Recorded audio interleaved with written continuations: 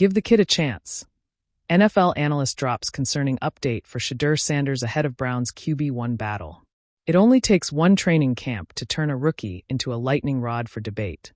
That is precisely where Shedeur Sanders finds himself with the Cleveland Browns, caught in a quarterback battle already sparking heated talk. It is as much about the coach's choices as the player's arms. With doubts about whether Sanders will even get his real shot, fans are left wondering, is this a four-man race or are coaches just going through the motions? Will Shedeur Sanders win the Cleveland Browns QB1 role? The Cleveland Browns quarterback competition has become a hot topic before training camp. According to Tony Rizzo, host of the big reality show on ESPN Cleveland, the talk of a four-man race for QB1 is a stretch. While many suggest the Browns have a legitimate battle across the depth chart, Rizzo is not buying it.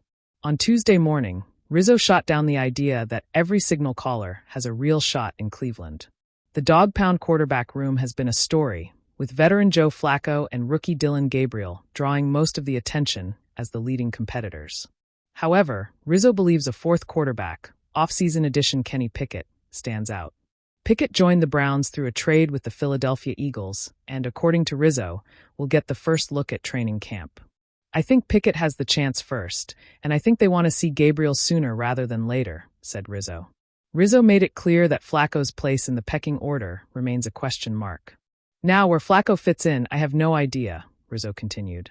And Shedeur, they didn't give him a chance against the first team for a reason. This approach splits the quarterback room. Pickett and Gabriel seem likelier to take the top spots, while Sanders and Flacco appear outside looking in for now. Still, Rizzo's view has pushed fans and analysts to take a closer look at every angle heading into camp. Why might Kenny Pickett and Dillon Gabriel lead the way for the Browns? Digging deeper, Rizzo does not agree with the Browns' reported reasoning for keeping Sanders away from first-team action during minicamp. He calls the logic BS and argues that the simplest way to see if Sanders is ready is to let him get first-team snaps. Rizzo did not hold back, urging the team to give the kid a chance.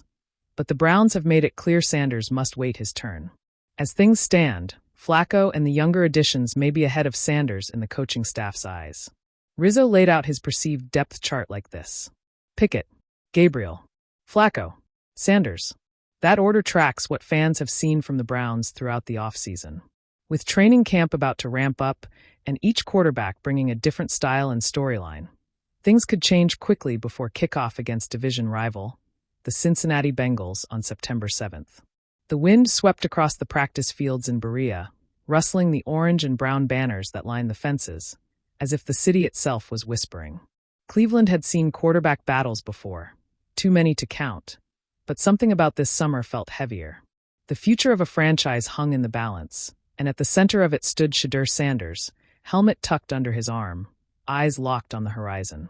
That morning, as he laced up his cleats, a new headline lit up across social media.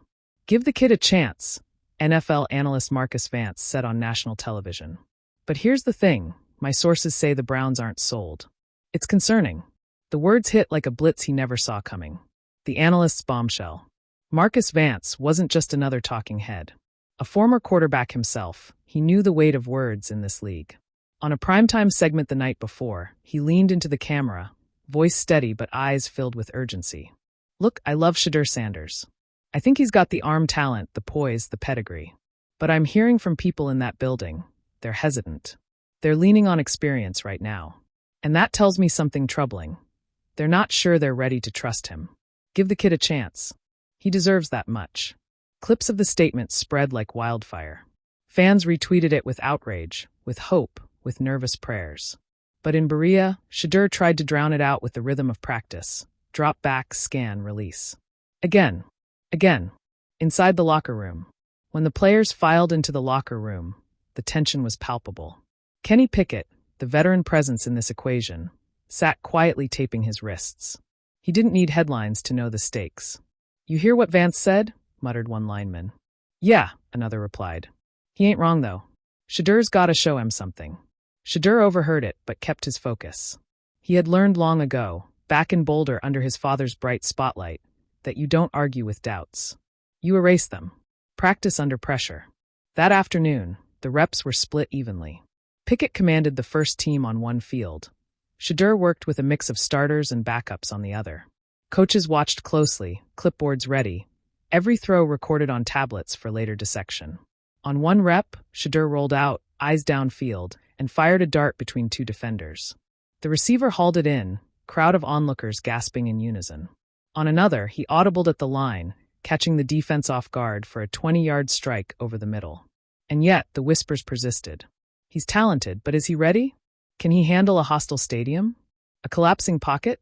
A season on the line? A conversation with coach. Later that evening, Shedeur knocked on head coach Kevin Stefanski's office door. "Coach, I saw what's out there," he began, stepping inside. "If there's something you need from me, I need to know." Stefanski looked up from his notes. "Shedeur, you're doing everything we've asked. But this league, it's not just about what you do in practice. It's about earning trust when the lights are on."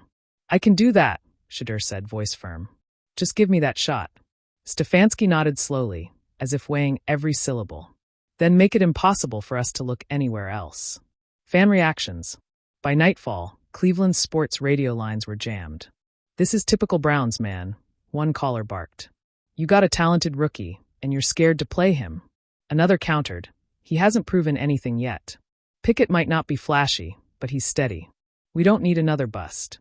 In downtown bars, the conversation raged over plates of wings and cold beer.